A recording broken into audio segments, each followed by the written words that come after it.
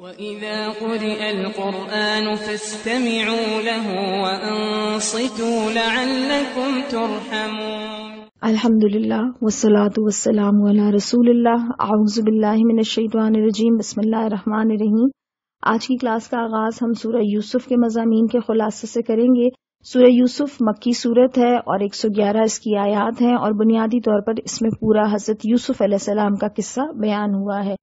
اس صورت کے مضامین سے یہ پتہ چلتا ہے کہ یہ بھی زمانہ قیام مکہ کے آخری دور میں نازل ہوئی ہوگی، جبکہ قریش کے لوگ اس مسئلے پر غور کر رہے تھے کہ نبی صلی اللہ علیہ وسلم کو قتل کر دیں یا جلا وطن کریں یا قید کر دیں۔ اس زمانے میں بعض کفار مکہ نے غالباً یہودیوں کے اشارے پر نبی صلی اللہ علیہ وسلم کا امتحان لینے کے لیے آپ صلی اللہ علیہ وسلم سے سوال کیا کہ بنی اسرائیل کے مصر جانے کا کیا سبب ہوا۔ چونکہ اہل عرب اس قصے سے ناواقف تھے اور خود نبی صلی اللہ علیہ وسلم کی زبان سے بھی اس سے پہلے کبھی اس کا ذکر نہ سنا گیا تھا، اس لیے انہیں توقع تھی کہ یا تو آپ جواب نہ دے سکیں گے یا کسی یہودی سے پوچھنے کی کوشش کریں گے، اور اس طرح آپ صلی اللہ علیہ وسلم کا بھرم کھل جائے گا۔ لیکن اس امتحان میں انہیں الٹی منہ کی کھانی پڑی۔ اللہ تعالیٰ نے نہ صرف یہ کہ اسی وقت حضرت یوسف علیہ السلام کا یہ پورا قصہ آپ کی زبان پر جاری کرا دیا، بلکہ اس کو قریش کے اس معاملے پر چسپاں بھی کر دیا جو وہ برادران یوسف کی طرح نبی صلی اللہ علیہ وسلم کے ساتھ کر رہے تھے۔ یوں دو اہم مقاصد اس واقعے کے ہمیں پتہ چلتے ہیں۔ ایک یہ کہ محمد صلی اللہ علیہ وسلم کی نبوت کا ثبوت، اور وہ بھی مخالفین کا اپنا منہ مانگا ثبوت انہیں فراہم کیا گیا، اور اللہ تعالیٰ نے آیت نمبر 3 سے لے کر 7 تک میں اور آیت نمبر 102 اور 103 میں بھی یہ بات واضح کی کہ آپ صلی اللہ علیہ وسلم کو وحی کے ذریعے سے ہی علم حاصل ہوتا ہے۔ دوسرا یہ کہ سرداران قریش اور محمد صلی اللہ علیہ وسلم کے درمیان اس وقت جو معاملہ چل رہا تھا،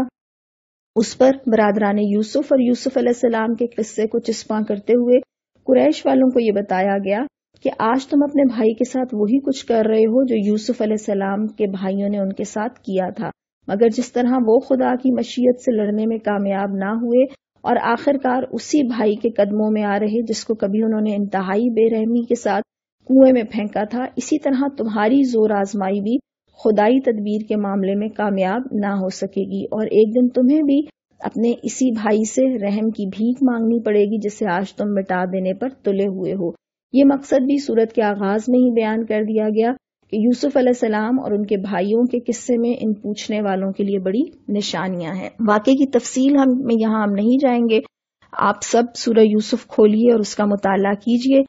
ہم صرف اس کے اہم پوائنٹس کو دیکھتے چلے جاتے ہیں۔ اللہ تعالیٰ اس واقعے کا آغاز کرتے ہیں کہ حضرت یوسف علیہ السلام نے خواب دیکھا تھا، اور والد نے حضرت یوسف علیہ السلام کو خواب سنانے سے منع فرمایا تھا، جس کے متعلق احتمال ہو کہ وہ ہماری نعمت سے حسد میں مبتلا ہو کر نقصان پہنچانے کے در پہ ہو سکتا ہے، وہاں نعمت کا ذکر نہ کرنا چاہیے۔ اور ضمناً آج کے دور میں ہمیں یہ بات سیکھنی چاہیے کہ ہر چیز جو سوشل میڈیا پر اپلوڈ کرنے کا رجحان بن گیا ہے، اس کو ہمیں ختم کرنا چاہیے۔ اس کے بعد حضرت یعقوب علیہ السلام یہ ارشاد فرماتے ہیں خواب کے حوالے سے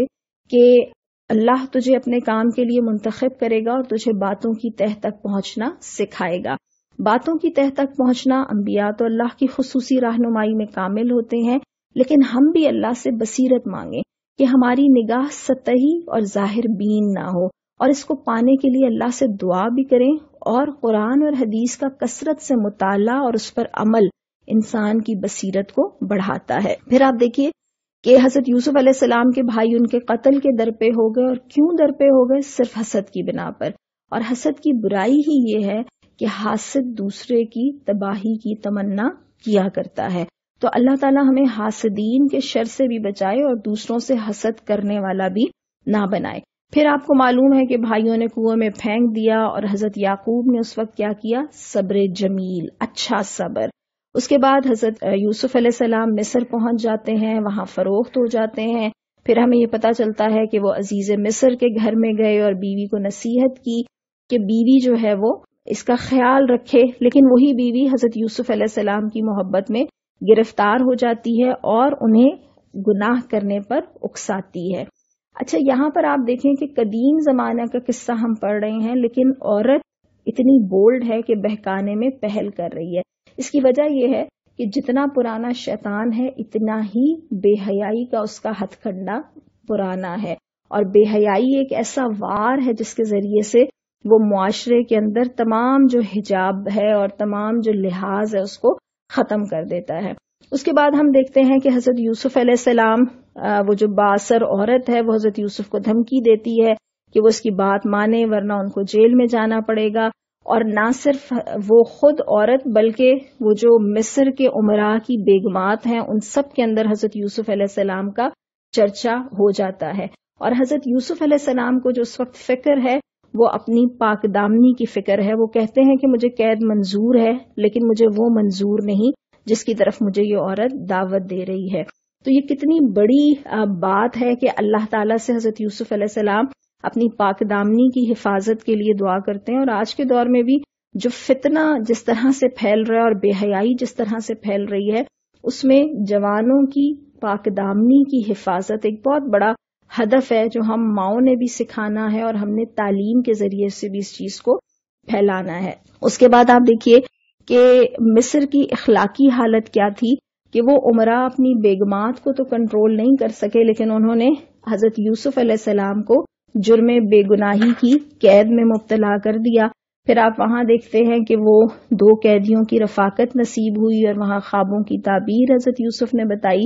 لیکن وہاں جو ان کا مشن تھا کہ دعوت اور تبلیغ کا کام انہوں نے پہلے کیا۔ پھر اس کے بعد ہمیں پتہ چلتا ہے کہ وہ بادشاہ خواب دیکھتا ہے اور خواب کی تعبیر پوچھتا ہے اور پھر حضرت یوسف کو اپنے پاس بلواتا ہے، لیکن حضرت یوسف علیہ السلام اس وقت تک باہر جانے سے انکار کرتے ہیں جب تک کہ ان کے اوپر جو الزام لگایا گیا تھا اس کی وضاحت نہ ہو جائے۔ پھر وہ عورت اپنی غلطی کا اعتراف کرتی ہے اور حضرت یوسف علیہ السلام کی بے گناہی کا اقرار بھی کرتی ہے۔ اور حضرت یوسف علیہ السلام کا معاملہ یہاں پر کیا ہے کہ گناہ سے بچ جانے پر ناز کے بجائے وہ اللہ کی رحمت کا شکر ادا کرتے ہیں کہ بے شک نفس تو بدی کی طرف اکساتے ہیں۔ پیچھے جب حضرت یوسف علیہ السلام کے بھائی ان کے قتل کا ارادہ کرتے ہیں تو وہ یہ کہتے ہیں کہ قتل کے بعد پھر ہم نیک بن کر رہیں گے، یعنی ہر بدی سجھاتے وقت شیطان اور نفس انسانی یہی ہیلا اختیار کرتا ہے کہ بس ایک دفعہ کر لو اس کے بعد پھر توبہ کر لیں گے۔ لیکن یہاں حضرت یوسف علیہ السلام کا معاملہ دیکھیے کہ وہ گناہ سے بچ جانے پر اللہ کا شکر ادا کرتے ہیں۔ پھر اس کے بعد حضرت یوسف علیہ السلام مصر کے تخت و تاج سنبھال لیتے ہیں اور اس سے ہمیں یہ بات سمجھ آتی ہے کہ اسلام حکمرانی کے لیے آیا ہے۔ نبی کریم صلی اللہ علیہ وسلم نے ریاست مدینہ کی بنیاد رکھی اور یہاں مصر کی بادشاہت کی بات ہم کر رہے ہیں۔ یہ اقتدار کس لیے ہیں؟ ان کے اپنے لیے نہیں ہے، یہ اقتدار اللہ کے احکامات کو نافذ کرنے اور اللہ کی فرما روائی کا جھنڈا بلند کرنے کے لیے ہیں اور اس لیے کہ زمین پر امن اور خوشحالی ہو۔ اس کے بعد ہم مزید آگے چلیں گے تو آگے جا کے پھر ہم وہ واقعہ شروع کرتے ہیں جب قحط پڑا اور حضرت یوسف علیہ السلام کے بھائی آئے اور پہچان لینے کے باوجود انہوں نے ان کو کچھ بھی ظاہر نہ ہونے دیا۔ اور پھر اس سلسلے میں ایک وہ وقت آتا ہے جب حضرت یوسف علیہ السلام اپنے بھائیوں پر یہ ظاہر کرتے ہیں کہ میں نے تمہیں پہچان لیا ہے، لیکن وہ ظاہر کرنے کے باوجود نہ کوئی تانا دیتے ہیں اور نہ کوئی احسان جتاتے ہیں اور بھائیوں کو معاف کر دیا کرتے ہیں۔ اور یہی والی چیز ہمیں نبی کریم صلی اللہ علیہ وسلم کے واقعے پہ بھی نظر آتی ہے کہ جب مکہ فتح ہو گیا تو نبی کریم صلی اللہ علیہ وسلم نے قریش کے لوگوں سے پوچھا کہ آج تمہارا کیا خیال ہے کہ تمہارے ساتھ میں کیا معاملہ کروں گا؟ تو انہوں نے جواب دیا کہ آپ ایک عالی ظرف بھائی ہیں اور ایک عالی ظرف بھائی کے بیٹے ہیں۔ تو نبی کریم صلی اللہ علیہ وسلم نے ارشاد فرمایا میں تمہیں وہی جواب دیتا ہوں جو یوسف نے اپنے بھائیوں کو دیا تھا کہ آج تم پر کوئی گرفت نہیں، جاؤ میں نے تمہیں معاف کیا۔ اس کے بعد حضرت یوسف علیہ السلام کے والدین اور بھائیوں کی مصر آمد کا تذکرہ ہے اور اس موقع پر حضرت یوسف علیہ السلام اللہ تعالیٰ کا شکر ادا کرتے ہوئے دعا کرتے ہیں کہ اسی نے انہیں بادشاہت سے نوازا، خوابوں کی تعبیر کا علم عطا کیا اور اللہ ہی دنیا اور آخرت میں ان کا ولی اور سرپرست ہے، اور مجھے بندگی کی حالت میں موت دینا اور نیک لوگوں کے ساتھ شامل کرنا۔ دیکھیں کہیں بھی کریڈٹ خود کو نہیں دیا بلکہ ہر جگہ شکر اللہ تعالیٰ کا ہی ادا کیا۔ آیت نمبر 102 سے لے کر آیت نمبر 111 میں تمام لوگوں سے یہ مطالبہ کیا گیا ہے کہ وہ حضرت یوسف علیہ السلام کے قصے سے عبرت حاصل کریں، اور قریش کو ایک طرح سے تنبیہ بھی کی گئی کہ مشرکین مکہ وہی سلوک کر رہے ہیں جو برادران یوسف نے نبی کریم صلی اللہ علیہ وسلم کے ساتھ کیا تھا۔ کچھ اور واقعات اسباق جو ہم اس صورت سے نکالتے ہیں ان کو بھی ہم دیکھ لیتے ہیں۔ ایک تو یہ کہ حضرت ابراہیم علیہ السلام، حضرت اسحاق علیہ السلام اور حضرت یعقوب اور حضرت یوسف علیہ السلام کا دین وہی تھا جو محمد صلی اللہ علیہ وسلم کا ہے، اور وہ اسی چیز کی طرف دعوت دیتے تھے جس کی طرف نبی کریم صلی اللہ علیہ وسلم نے دعوت دی۔ پھر قرآن نے کچھ کردار ہمارے سامنے لا کر کھڑے کر دیے، حضرت یعقوب اور حضرت یوسف علیہ السلام کا کردار، اور دوسری طرف برادران یوسف کا، عزیز مصر کا، اس کی بیوی کا، بیگمات مصر کا، حکام مصر کا۔ اور پھر قرآن اصل میں ہمارے سامنے یہ سوال رکھ دیتا ہے کہ یہ دو نمونے کے کردار ہیں، ایک وہ جو اسلام یعنی خدا کی بندگی اور حساب آخرت کے یقین سے پیدا ہوتے ہیں، اور دوسرے کردار وہ ہیں جو کفر و جاہلیت اور دنیا پرستی کے سانچوں میں ڈھل کر تیار ہوتے ہیں۔ اب تم خود دیکھو کہ کون سا نمونہ بہتر ہے۔ پھر اس قصے سے قرآن ایک اور گہری حقیقت بھی انسان کے ذہن نشین کراتا ہے، اور وہ یہ ہے کہ اللہ جو کام کرنا چاہتا ہے وہ بہرحال پورا ہو کر رہتا ہے۔ انسان اپنی تدبیروں سے اس کے منصوبوں کو روکنے اور بدلنے میں کبھی کامیاب نہیں ہو سکتا۔ اسی طرح سے اللہ تعالیٰ یہ بھی بتاتے ہیں کہ اللہ جسے اٹھانا چاہتا ہے ساری دنیا مل کر بھی اس کو گرا نہیں سکتی۔ اب ہم سورۃ الرعد کے مضامین کا خلاصہ دیکھیں گے۔ رعد بادلوں میں بجلی کی گرج کو کہا جاتا ہے۔ اس سورت کی 43 آیات ہیں اور یہ بھی مکی دور کے آخری حصے میں نازل ہوئی ہے۔ اس کی آیات کو دیکھنا شروع کریں تو آیت نمبر 1 سے لے کر 18 تک میں اللہ تعالیٰ ارشاد فرماتے ہیں کہ رسول صلی اللہ علیہ وسلم پر نازل کی جانے والی وحی برحق ہے، اور آفاقی دلائل سے توحید کو ثابت کیا گیا اور بتایا گیا کہ اللہ تعالیٰ مدبر ہے جو تمام کاموں کی تدبیر کرتا ہے، اور وہی آخرت کو برپا کرنے کا اختیار رکھتا ہے۔ منکرین قیامت سے یہ مطالبہ کیا گیا کہ وہ ان دلائل کی روشنی میں اپنے رب سے ملاقات کے عقیدے پر ایمان لے کر آئیں۔ پھر لوگوں کو اللہ تعالیٰ نے غور و فکر اور عقل سے کام لینے کا مشورہ دیا۔ منکرین آخرت کا جو استدلال تھا کہ جب ہم مٹی ہو جائیں گے تو پھر نئے سرے سے کیسے پیدا کیے جائیں گے، انہیں بتایا گیا کہ انہوں نے اپنے پالنے والے رب کی طاقت کا انکار کیا ہے، کیونکہ ان کی گردنوں میں اپنے آبا کی تقلید کے پھندے پڑے ہوئے ہیں۔ پھر اللہ تعالیٰ یہ بات ارشاد فرماتے ہیں کہ رسول صلی اللہ علیہ وسلم کا کام معجزات دکھانا نہیں ہے، بلکہ وہ ایک منذر اور ہادی ہیں، یعنی خبردار کرنے والے اور ہدایت دینے والے۔ پھر اللہ تعالیٰ کے علم کے دلائل پیش کیے گئے کہ اللہ تعالیٰ ہر مادہ کے رحم کی کمی بیشی کا علم رکھتا ہے، اس کے ہاں ہر چیز نپی تلی ہے، وہ عالم غیب ہے، اللہ کو زور سے پکارنا اور آہستہ پکارنا برابر ہے، وہ ہر صورت جان لیتا ہے، اور رات کے اندھیرے میں چھپنے والا اور دن کی روشنی میں چلنے والا اللہ کے علم میں ہوتا ہے۔ اگلی آیات میں اللہ تعالیٰ فرماتے ہیں کہ جو قوم اپنے حالات درست کرنا نہیں چاہتی تو اللہ بھی ان کے حالات نہیں بدلتا ہے، اور پھر یہ فرمایا کہ صرف اللہ ہی کو پکارنا برحق ہے، اور اللہ تعالیٰ نے یہ فرمایا کہ خالق اور مخلوق برابر نہیں ہو سکتے، اور مشرکین سے یہ سوال کیا کہ ان کے جو خدا ہیں انہوں نے اللہ کی طرح کوئی شے تخلیق کی ہے یا پھر انہیں شک ہو گیا ہے۔ پھر اللہ تعالیٰ توحید اور شرک کی وضاحت کے لیے ایک خوبصورت تمثیل پیش کرتے ہیں کہ شرک کا جھاگ اڑ جاتا ہے اور لوگوں کے لیے فائدہ مند عقیدہ توحید دل کی زمین میں اپنی جڑیں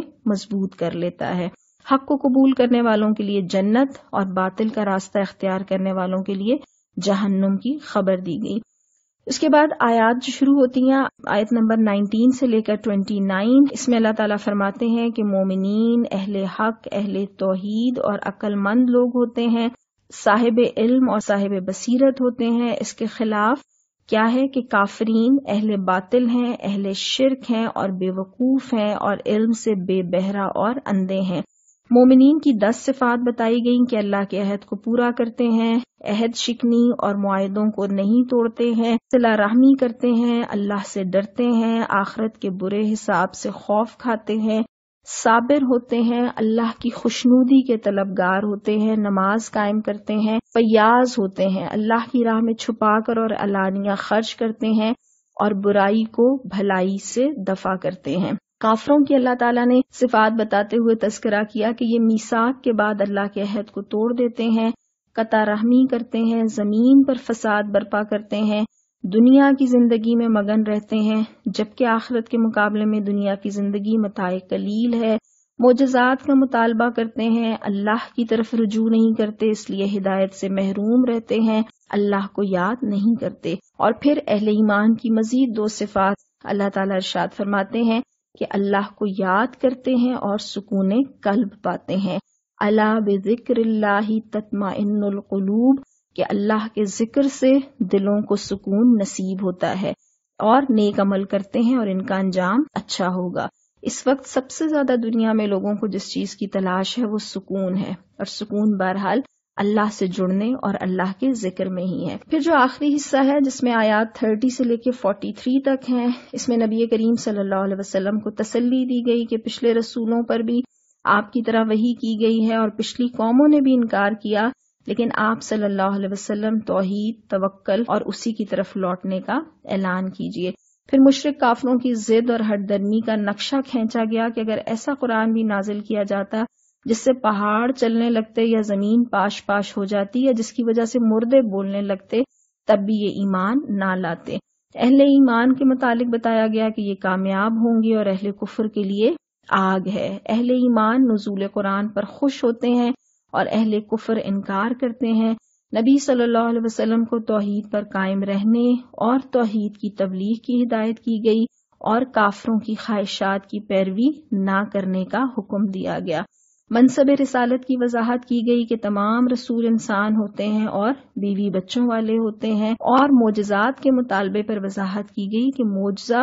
رسول کا اختیار نہیں ہوتا اور اللہ کے اذن کے بغیر رونما نہیں ہو سکتا۔ نبی صلی اللہ علیہ وسلم کو پھر تسلی دی گئی کہ آپ کی زندگی ہی میں ان پر عذاب نازل کیا جا سکتا ہے، پیغام پہنچانا آپ صلی اللہ علیہ وسلم کی ذمہ داری ہے اور حساب لینا اللہ کے ذمے ہے۔ اور نبی صلی اللہ علیہ وسلم کو یہ بھی تسلی دی گئی کہ ماضی کے کفار نے بھی سازشوں سے کام لیا، لیکن اللہ ہی کے اختیار میں ساری تدبیریں ہیں۔ اور کافروں کے اس اعتراض پر کہ آپ صلی اللہ علیہ وسلم رسول نہیں ہیں، تو انہیں بتایا گیا کہ آپ صلی اللہ علیہ وسلم کی رسالت کے لیے اللہ کی گواہی کافی ہے، اور کتاب کا علم رکھنے والے جانتے ہیں کہ ہمیشہ انسانوں ہی کو رسول بنایا گیا۔ تو ہم بھی محمد صلی اللہ علیہ وسلم اور قرآن کی دعوت توحید اور آخرت کو تسلیم اس طرح سے کریں کہ اولو الالباب میں شامل ہو جائیں، اس لیے کہ دونوں کا کردار بھی مختلف ہے اور انجام بھی مختلف ہے۔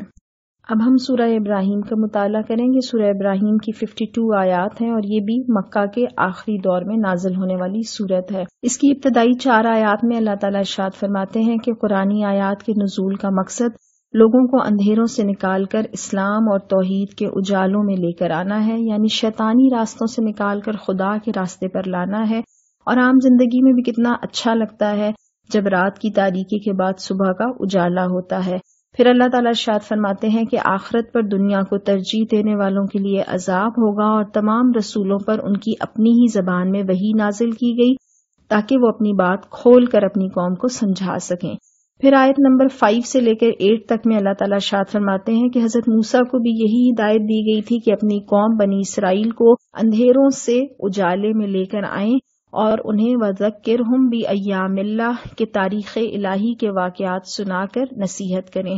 اللہ تعالیٰ نے فرمایا کہ انہوں نے اللہ کی تمام نعمتوں اور احسانات کو یاد رکھنے کی اپنی قوم کو ہدایت کی، اور بالخصوص فرعون کے ظلم و ستم سے نجات کا احسان۔ اور بنی اسرائیل کو بھی ایک اہم قاعدہ، اصولی قاعدہ بتایا گیا، اور وہ ہمارے لیے بھی ہے کہ لوگ اگر شکر کا رویہ اختیار کریں گے تو انہیں مزید عطا کیا جائے گا، اور اگر ناشکری کا رویہ اختیار کریں گے تو اللہ کا عذاب بہت سخت ہے۔ اس کا مطلب یہ ہے کہ ہمیں شکر کی عادت بنانی چاہیے۔ اللہ کے احسانات اور نعمتیں گنی نہیں جا سکتی، لیکن بالعموم ہم ناشکری کا رویہ زیادہ اختیار کرتے ہیں۔ نبی کریم صلی اللہ علیہ وسلم نے ارشاد فرمایا، جو تھوڑے پر شکر ادا نہیں کرتا وہ زیادہ پر بھی شکر ادا نہیں کرتا۔ آگے چلیے آیت نمبر 9 سے لے کر 17 تک میں اللہ تعالیٰ قوم نوح، عاد اور سمود اور ان کے بعد کی قوموں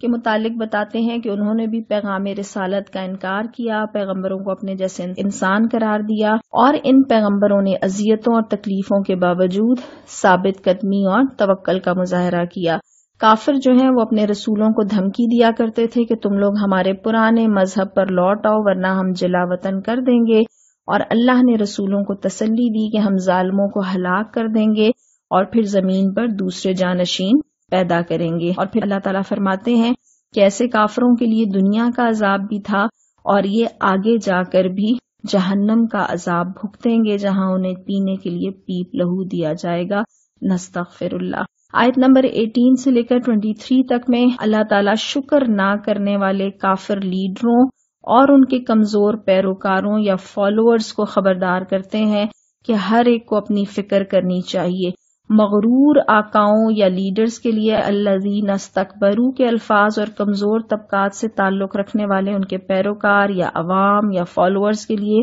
ضعفاء کی اصطلاح استعمال کی گئی۔ اللہ بتاتے ہیں کہ ابلیس بھی ایک ایسا ہی لیڈر ہے جو انسانوں کو بہکاتا ہے لیکن روز قیامت آنکھیں پھیر لے گا، اور یہ بھی فرمایا کہ کافروں کے اعمال ایک ایسی راکھ ہے جو تیز آندھی سے اڑ جائے گی۔ کافروں کو دھمکی دی گئی کہ اللہ تعالیٰ انہیں مٹا کر کسی دوسری قوم کو بسانے کا اختیار رکھتا ہے، اور اللہ تعالیٰ لیڈر اور پیروکاروں دونوں کو بتاتے ہیں کہ دونوں اپنے عمل کی بنیاد پر سزا یا عذاب سے دوچار ہوں گے۔ اللہ تعالیٰ نے یہاں پر وہ جو ان کی قیادت یا لیڈرشپ ہے اور عوام کے درمیان روز قیامت پیش آنے والے مکالمے کو بھی نقل کیا کہ اس دن عوام یہ کہیں گے کہ کیا تم ہمیں اللہ کے عذاب سے بچانے کے لیے کچھ کر سکتے ہو، لیکن وہ اس دن ایسے بے بس ہوں گے کہ اپنے پیروکاروں کو عذاب سے نجات دلانا تو دور کی بات خود عذاب سے دوچار ہوں گے۔ اور یہی معاملہ ابلیس اور اس کے پیروکاروں کے درمیان ہوگا، اور ابلیس اپنے پیروکاروں سے کہے گا کہ مجھے ملامت مت کرو بلکہ خود اپنے آپ کو ملامت کرو، تم لوگوں نے کیوں میری پیروی کی۔ ایسے ظالم لوگوں کے لیے دردناک عذاب ہوگا، اور ایمان لانے والے اور نیک عمل کرنے والے سلامتی کے ساتھ جنت میں داخل ہوں گے۔ پھر آیت نمبر 24 سے 27 تک میں اللہ تعالیٰ نے بہت ہی خوبصورت انداز میں کلمہ طیبہ اور کلمہ خبیثہ کی مثال دی کہ کلمہ طیبہ اچھے قسم کے درخت کی مانند ہے جو مضبوط جڑوں پر قائم ہے، جس کی شاخیں فضا میں پھیلی ہوئی ہیں اور وہ سایہ دار بھی ہے اور پھلدار بھی ہے۔ اس کا مطلب یہ ہے کہ جو لوگ یا جو قوم اپنی زندگی کلمہ طیبہ کے مطابق استوار کر لیتی ہے اور جو قانون اللہ نے بنایا ہے اسے قبول کر لیتی ہے اور اللہ کے نبی صلی اللہ علیہ وسلم کے بتائے ہوئے طریقے کے مطابق چلتی ہے، تو ایسی قوم پھلے پھولے گی بھی، ایسے اشخاص ترقی بھی کریں گے اور وہ سارا معاشرہ بھی پھلے پھولے گا اور اس کے پھل میٹھے ہوں گے۔ اس کے برخلاف کلمہ خبیثہ ایک ایسا درخت ہے جس کی جڑیں دل کی زمین میں گہری نہیں ہوتی، اس کا تعلق اللہ سے بھی کمزور ہوتا ہے، یہ برگ و بار بھی نہیں لاتا اور انسانیت کے لیے بھی نفع بخش نہیں ہے۔ کلمہ طیبہ ہمیشہ سے ایک ہی ہے، البتہ کلمہ خبیثہ مختلف شکلوں میں دنیا میں موجود رہا ہے۔ اہل ایمان کلمہ طیبہ کے قول ثابت پر پورے شرح دل سے ثابت قدم رہتے ہیں اور دنیا کی کوئی قوت ان کو یہاں سے ہٹا نہیں سکتی۔ نہ صرف دنیا بلکہ آخرت اور قبر میں بھی اہل ایمان توحید پر استقامت کا مظاہرہ کرتے ہیں۔ آیت نمبر 28 سے لے کر 34 تک میں اللہ تعالیٰ کی نعمتوں کا شکر ادا کرنے کا مطالبہ کیا گیا ہے، اور اللہ تعالیٰ فرماتے ہیں کہ دنیا کے ناشکرے اور کافر آقا کفران نعمت کے ذریعے سے اپنی قوم کے لیے دوزخ کے عذاب کا سبب بن جاتے ہیں۔ شکر گزاروں سے مطالبہ کیا گیا کہ وہ نماز اور انفاق کے ذریعے اللہ کی نعمتوں کا شکر ادا کریں۔ پھر اس کے بعد زمین اور آسمان کی تخلیق، بارش کے ذریعے رزق کا انتظام، دریاؤں اور سمندروں کی تسخیر اور رات اور دن کی گردش کا تذکرہ کر کے یہ حقیقت واضح کی گئی کہ اللہ تعالیٰ نے انسان کی ضروریات کے مطابق ہر چیز کا انتظام کر رکھا ہے۔ اللہ کی نعمتوں کو شمار نہیں کیا جا سکتا، لیکن انسان بہت بڑا ظالم اور بڑا ناشکرا واقع ہوا ہے۔ آیت نمبر 35 سے 41 تک میں تاریخ ابراہیم علیہ السلام سے شکر اور توحید پر استدلال ہے کہ حضرت ابراہیم کو جب مکہ میں اللہ نے آباد کیا تو یہ بے آب و گیا وادی تھی جس میں حضرت ہاجرہ اور حضرت اسماعیل کو ٹھہرایا اور اگلی نسلوں کے لیے دعائیں کی کہ انہیں بتوں کی پرستش سے محفوظ رکھنا، وہ نماز قائم کرنے والے بنے اور لوگوں کے امام بن کر ان کی توجہ کا مرکز بن جائیں اور انہیں رزق عطا کیا جائے کہ یہ تیرا شکر ادا کریں۔ خود حضرت ابراہیم علیہ السلام بھی انتہائی شکر گزار بندے تھے اور وہ اپنی اور اپنی اولاد کی نماز کے بارے میں بھی فکر مند تھے اور مغفرت کی بھی دعائیں کیا کرتے تھے۔ آیت نمبر 42 سے لے کے 52 تک میں اللہ تعالیٰ یہ بات ارشاد فرماتے ہیں کہ قرآن ایک واضح اعلان ہے، اس کا مقصد انسانیت کو خبردار کرنا ہے، اور نبی کریم صلی اللہ علیہ وسلم کو ہدایت کی گئی کہ لوگوں کو قیامت کے دن کی آفت سے خبردار کرے۔ روز قیامت کا نقشہ کھینچا گیا، بہت ہی ڈرانے والا نقشہ ہے۔ کافروں اور ظالموں کی ندامت اور شرمساری والے جملے نقل کیے گئے اور بتایا گیا کہ وہ ان زنجیروں میں جکڑے ہوئے ہوں گے، ان کے لباس تارکول کے ہوں گے، ان کے چہروں کو آگ ڈھانپ لے گی۔ تاریخ گواہی دیتی ہے کہ کافروں نے بہت سی چالیں چلیں، زبردست چالیں چلیں، اور رسولوں نے ثابت قدمی کا مظاہرہ کیا، اور اللہ نے رسولوں سے کیے گئے تمام وعدوں کو پورا کیا، اور اللہ تعالیٰ زبردست اور غالب ہے، اور وہ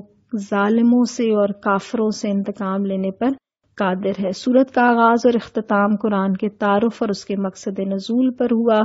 بنی اسرائیل ناشکرے تھے، مضمون ہمیں یہ ملتا ہے، سبق یہ ملتا ہے، جبکہ ابراہیم علیہ السلام شکر گزار تھے۔ جذبہ شکر کے نتیجے میں ہی انسان توحید کا راستہ اختیار کر دیتا ہے۔ اللہ تعالی ہم سب کو نعمتوں کو سمجھنے والا اور ان کا شکر ادا کرنے والا بنا دے۔ وآخر دعوانا ان الحمدللہ۔